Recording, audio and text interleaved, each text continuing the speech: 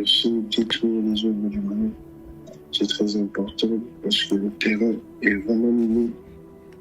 Et lorsque nous travaillons, nous vivons entourés de tout ça, cette réalité macabre, un terrain totalement miné, ça devient difficile. C'est très difficile de s'épanouir, c'est très difficile de travailler. C'est la raison pour laquelle il faut prier, intercéder, gloire à Dieu. Alors, je ne connais pas suivre à l'église, comme pour nous, sœurs, on va maintenir la journée de prière et de jeûne, parce que c'est quelque chose de très personnel, et le thème est un thème tellement puissant, il faut reprendre vraiment cela au sérieux, et c'est à chaque personne de comprendre maintenant. C'est comme un bus, c'est comme un train, comme un métro qui passe. Chaque personne doit saisir maintenant son heure pour ne pas rater une visitation du Seigneur. Satan fait de son mieux pour que les gens vivent dans la distraction. Mais c'est important de ne pas passer à côté de tout ça. Alors, il est écrit dans la parole de Dieu, dans l'Apocalypse au chapitre 3, lire le chapitre 3, d'abord le chapitre 2, ce sont des versets, méditation que nous avons diminué, à Dieu, pour nous aider à comprendre, avoir une ligne directrice pour ne pas gêner comme un aveugle, gêner avec une vision, avec une parole, avec une révélation, ça a beaucoup plus d'impact que quand on le fait juste comme ça. Donc, le premier sujet de prière, c'est justement dans l'église d'Éphèse, dans le chapitre 2, à partir du 4e verset, il est écrit « Mais ce que j'ai contre toi, c'est que tu as abandonné ton premier amour. Souviens-toi donc d'où tu es tombé, réponds-toi et pratique tes premières œuvres. Sinon je viendrai bientôt à toi, et j'enlèverai ton chandelier de sa place, à moins que tu ne changes d'attitude. » Donc, c'était déjà le premier point très important pour nous. Le premier amour, c'est quelque chose qui n'existe plus dans la vie de beaucoup de personnes. Et aujourd'hui, se permettent énormément de choses. Et aujourd'hui, ils sont capables de tellement de choses. Quand on aime Dieu, c'est différent. Quand on a comme cette femme-là qui brûle en nous, on fait attention à beaucoup de choses. Parce que toute notre vie est contrôlée. Toute notre vie, la conscience, l'âme, l'esprit, le contrôle de la puissance du Saint-Esprit, cela nous aide à être vigilants, pour ne pas laisser la négligence spirituelle de certaines choses prendre le dessus. Plus d'explications plus tard. Alors, le deuxième verset, c'est ce qu'on avait vu dimanche à l'église, on n'a pas encore fini, parce qu'il y a tellement de choses à voir dans cette 7e église avant de plonger vraiment dans notre thème, détruire les œuvres du mal. C'est tellement puissant. Il faut souligner quelque chose, celui qui n'est pas prêt ne peut pas se lancer dans une telle bataille. Parce que ça ne sert strictement à rien quand on n'est pas équipé. Raison pour laquelle c'est une période très prophétique. Et j'ai annoncé un réveil spirituel comment Dieu est en train d'équiper ses enfants. Alors, il est écrit à partir du 18e verset, « Je te conseille donc d'acheter chez moi de l'eau purifiée par le feu. » Ça, il y a tout un point qui va arriver à l'église où je vais expliquer ce que ça veut dire acheter de l'eau purifiée par le feu afin que tu deviennes vraiment riche. Ce que je peux dire là en ce moment, c'est que dans cette église, il y avait une confusion. Vous voyez, ils ont pu favoriser la richesse matérielle au détriment de la richesse spirituelle. La richesse spirituelle, Jésus parlait de la richesse spirituelle que eux avaient complètement, totalement délaissée, complètement, totalement négligée. Comment voulez-vous résister à cette puissance, à cette à ce vent violent qui souffle dans le monde, à toutes ces forces maléfiques qui se lèvent, qui se dressent contre nous, si spirituellement on est pauvre. Oui, c'est pour cela, j'avais dit, on commence d'abord par ça. Le Seigneur commence d'abord par ça, en fait. Et souviens-toi, on a parlé du tohu et bohu. C'est quelque chose qui a une belle apparence, mais qui n'a pas d'importance, mais qui est vide de l'intérieur. Et c'est vraiment l'image de l'Église d'aujourd'hui, l'image de beaucoup de frères et sœurs aujourd'hui, quand ils mettent l'accent sur la richesse, ils mettent l'accent sur la beauté, ils mettent l'accent sur tout ça. Et spirituellement, ils sont vides. Spirituellement, il n'y a absolument rien. Alors, je l'expliquerai plus tard, là, qui sera pour un sujet de prière, à Dieu. Alors, de l'eau purifiée par le feu, je vais expliquer ça, afin que tu deviennes vraiment riche, ce que je te souhaite. Des vêtements blancs, troisième sujet de prière, des vêtements blancs, afin que tu sois habillé et qu'on ne voit plus la honte de ta nudité. C'est très important. Et ça c'est un point aussi important qu'on verra quand je donnerai la définition de la nudité spirituelle. Ça, c'est une parole tellement profonde. Tant lorsque vous êtes nu et que vous n'avez absolument rien, voyez, c'est ça le but. Voyez. Alors quand vous êtes nu, vous ne pouvez pas vous hasarder à attaquer Satan, parce qu'après vous n'êtes pas protégé. Après vous n'êtes pas équipé. Il n'y a absolument rien. Raison pour laquelle beaucoup de personnes se sont amusées à faire les choses par pur sentiment. Mais après, quand il y a eu des retours, après quand il y a eu un certain nombre de choses, les attaques ciblées de l'ennemi, ils étaient tout simplement incapables de résister, tout simplement parce qu'ils étaient nus. Ils n'avaient pas la possibilité de tenir, ne serait-ce qu'une seule seconde face à l'ennemi. Et quand l'ennemi a soufflé quelque chose dans leur vie, ils sont partis tellement loin parce qu'en vérité, spirituellement, ils sont nus.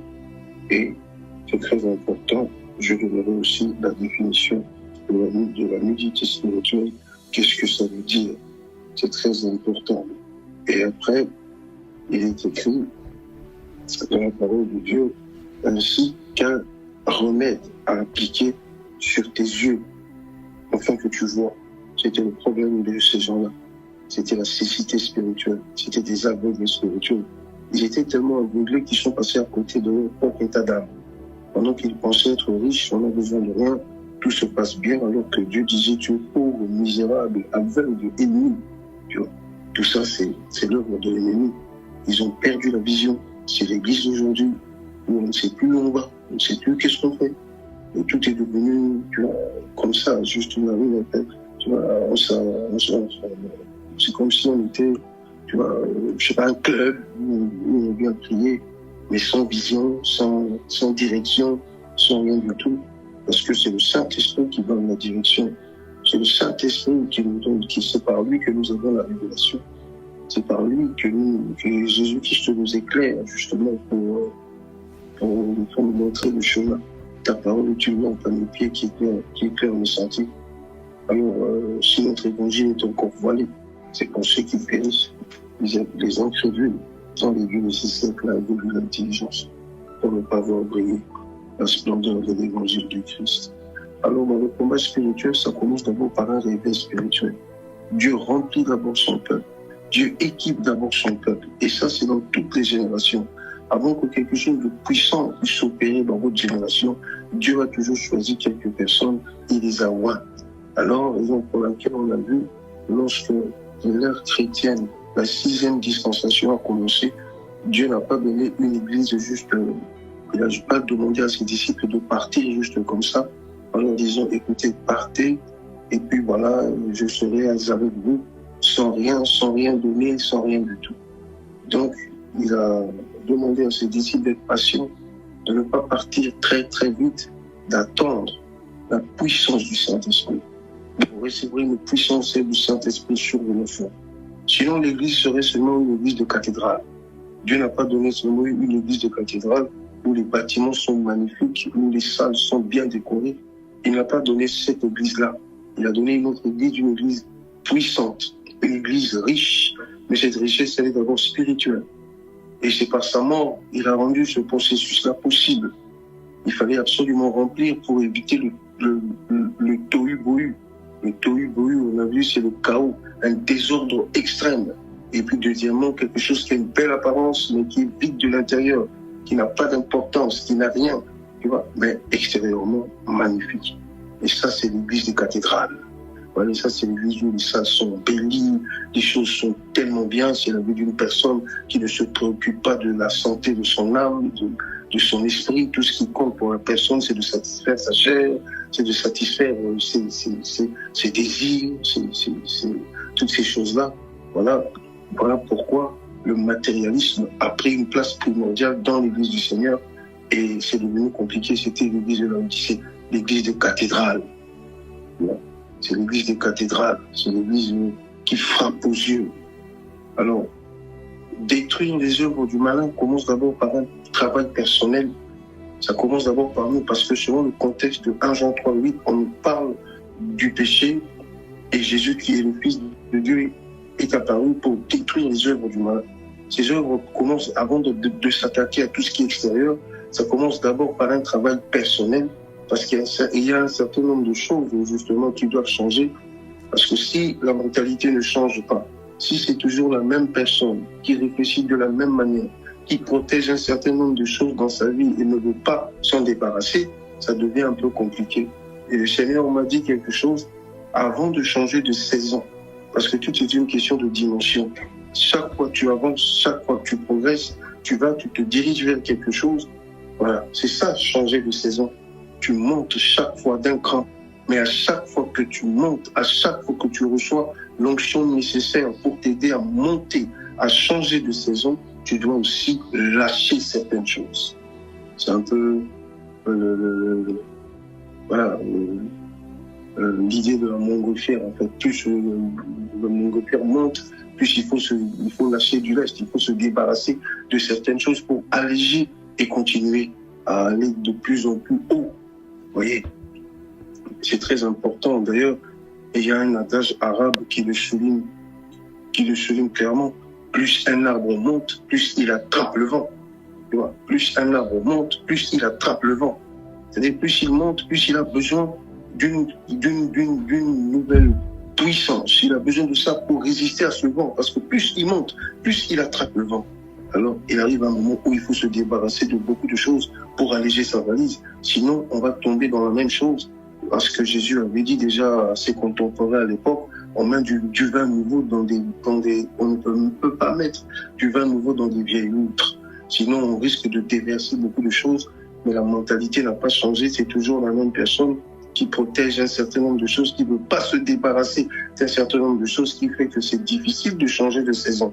Parce que Dieu sait que s'il y a certaines choses que Satan a réussi à construire, à bâtir en nous, c'est qu'on appelle forteresse. Ce sont des choses que Satan arrive à construire, à bâtir, et c'est très difficile. Ça résiste opiniâtrement. Et sans l'appui du Seigneur, parfois certaines choses, c'est difficile de lâcher, s'en débarrasser. C'est comme un exemple, une personne qui a des addictions. Il vit tellement là-dedans, il est tellement habitué à faire ça tous les jours que s'il ne le fait pas, il ne se sent pas bien. Alors Dieu seul sait que cette chose-là est liée à un esprit, et cet esprit fait en sorte de t'enchaîner pour que tu puisses rester là où tu es, alors que pour monter, échanger de dimension, monter d'un cran, évoluer, tu es obligé de lâcher certaines choses.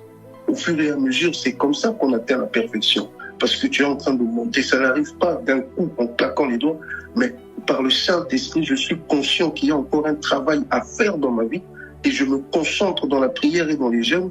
Je sais ce qui fait que la main du Seigneur descend et me délivre de tout ce mal, me délivre de tous ces défauts, de toutes ces erreurs, de toutes ces limites qu'on a imposées dans ma vie.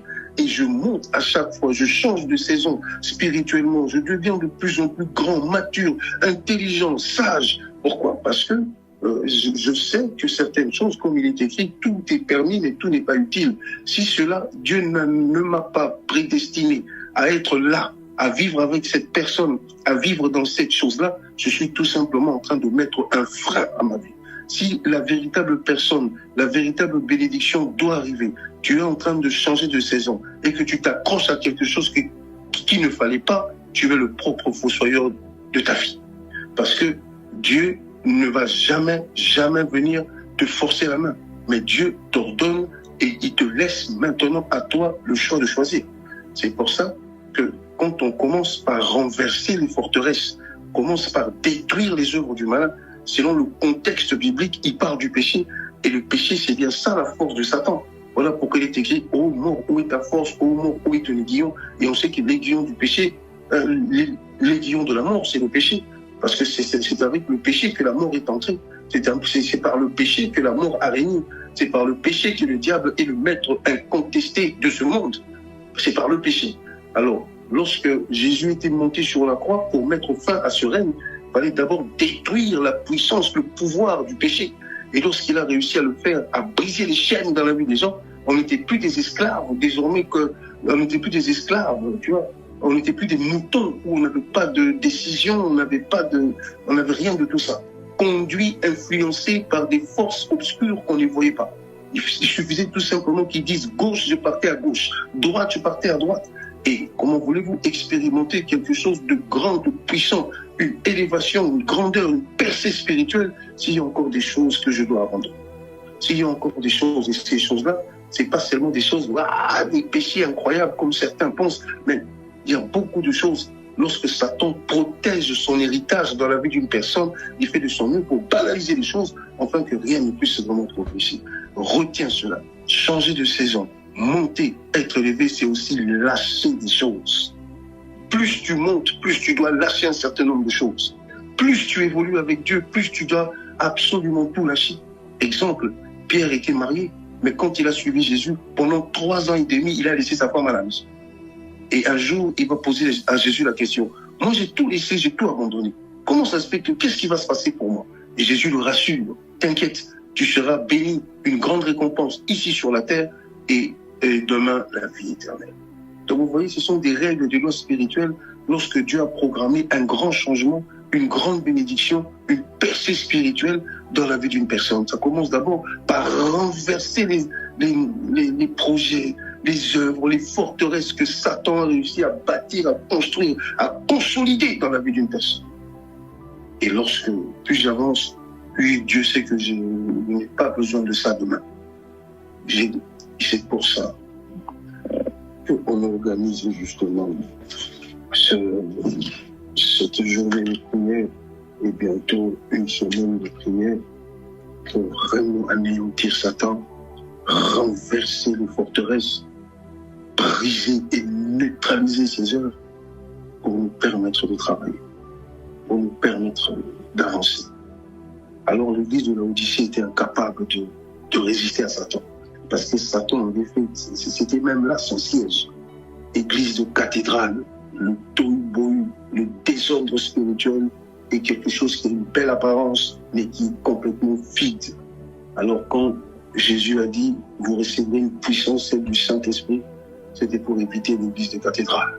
C'était vraiment pour donner une force que personne ne peut maîtriser, que personne ne peut contrôler. Le Saint-Esprit, c'est Dieu lui-même. Et il dit, vous recevrez une puissance, celle du Saint-Esprit, survenant sur vous. C'est à ce moment-là que vous serez le témoin. Alors, il est écrit dans Ésaïe 52, écoute ça, sur la nudité. Souviens-toi que Adam et Ève, à un moment, se sont retrouvés nus. Ça, je vais expliquer ça plus tard. Il est écrit, réveille-toi, réveille-toi, enfile ta force en guise de vêtements. Réveille-toi, réveille-toi, enfile ta force en guise de vêtements. Sion, mets tes habits de fête, Jérusalem sainte. Enfin, en effet, l'incirconcis et l'homme impur n'entrera plus chez toi. Secoue ta poussière, lève-toi et reprends ta place. Jérusalem, détache les chaînes qui enserrent ton cou. Toi, la déportée fille de Sion. Ça, c'est important. Réveille-toi, réveille-toi. Beaucoup dorment spirituellement. Mais ils sont là. Ils viennent à l'église. Mais spirituellement, ils sont là. C'est le sommeil profond. Alors, quand on dit réveille-toi, réveille-toi, c'est-à-dire, ça, c'est un réveil spirituel. Réveille-toi d'entre les morts, et le Christ t'éclairera, il est écrit. Réveille-toi, toi qui dors, et le Christ t'éclairera. Donc il y a certaines choses qui se passent autour de nous sans ce discernement, sans cette lumière, sans cette réveil spirituel. C'est difficile de comprendre. C'est difficile de barrer la route à l'ennemi parce qu'il veut toujours. Il a tout copié, comme Dieu. Vous voyez, il veut tout faire comme lui parce que lui, il n'a pas cette capacité-là de créer, d'inventer des choses. Il n'a pas ça. Il ne peut pas. Il ne fait qu'observer, ainsi de suite. Regardez comme ça se passe dans les nations, il y a des ambassades. Et nous, on nous dit qu'on est comme des ambassadeurs pour le Christ dans le monde. On est en train de, tu représentes le royaume de Dieu, le royaume du Tout-Puissant. C'est un royaume invisible, mais très puissant.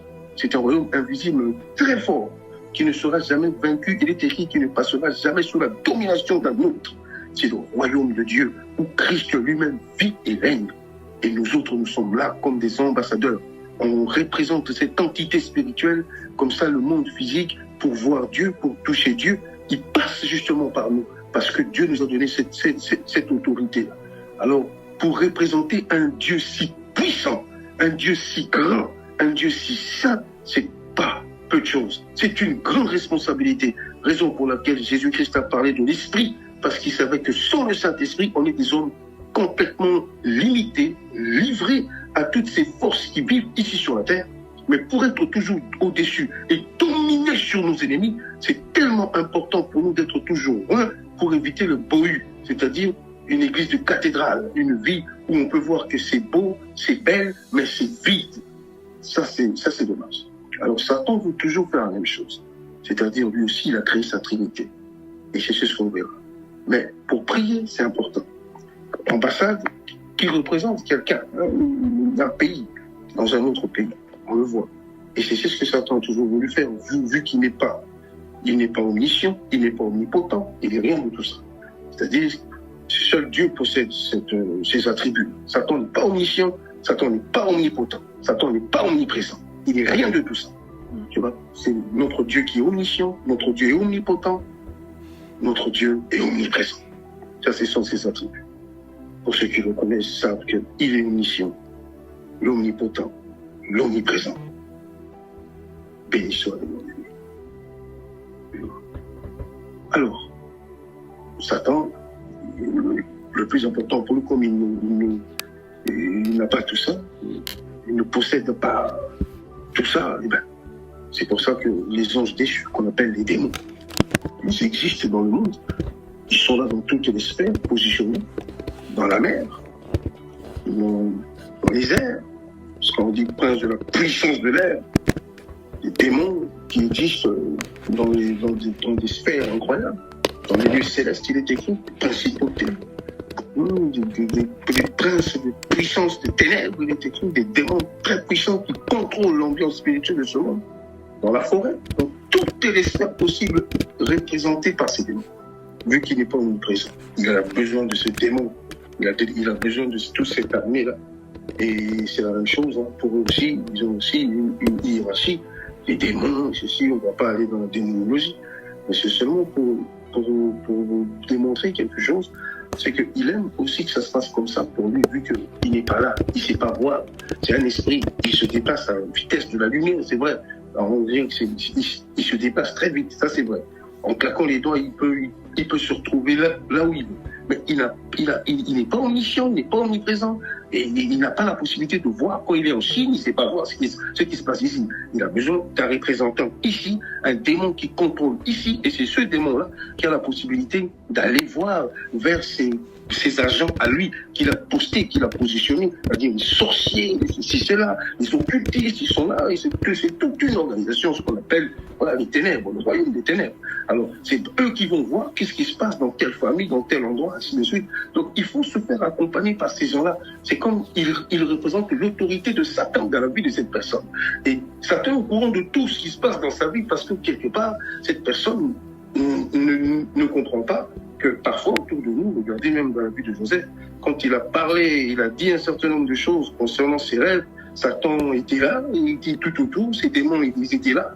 Et ben, on a vu la réaction de ses frères directement. Pourquoi? Parce qu'il avait dévoilé quelque chose que Satan ne savait pas. On savait juste que son père l'aimait, on pensait que c'était juste un gros bébé, un enfant pourri gâté, que c'est pas grave. Mais on se rend compte que finalement, c'était beaucoup plus que ça. Et l'amour de son père était vraiment un signe du Père Céleste qui envoyait, et pour dire que cet enfant avait quelque chose. Et souviens-toi, ce qui avait comme, parmi les conflits que Joseph avait avec ses frères, était aussi l'affaire des vêtements. Il avait un manteau, son père lui a offert une tunique qu'il est écrit, cette tunique, elle était tellement magnifique. C'est raison pour laquelle ses frères l'ont encore haï. Comment ça se fait que cette tunique, tout ça, alors qu'on sait bien que la tunique, comme on voit dans Apocalypse chapitre 3, Dieu qui repose sur cette église sa nudité, Dieu qui repose sur cette église qui sont complètement nus, et que on parle même de la honte, on verra ça au niveau de là. Alors que lorsque le contraire se produit dans la vie d'une personne qui est équipée, qui est habillée, gloire à Dieu, une tunique blanche qui représente la justice, qui représente la fidélité, ces choses-là. N'oublie pas, pour qu'un chrétien puisse gagner ces choses-là, c'est pas un chrétien de cathédrale, c'est pas un chrétien du dimanche, c'est pas un chrétien de tout ça, mais c'est un chrétien consacré. Les vêtements blancs. Alors tous ces envoyés, toutes ces personnes qui veulent nous accompagner à gauche, à droite, pour essayer de gérer nos vies, eh ben, ce sont ces genres de choses que nous voulons renverser au nom de Jésus, pour permettre à tout le monde de s'épanouir. Spirituellement, d'abord la richesse spirituelle, et deuxièmement, chacun une destinée ici sur la terre, pour que tu puisses vraiment t'en aller calmement et atteindre tes projets, tout ça, et ainsi de suite. Ça commence d'abord par une richesse spirituelle, par un réveil spirituel.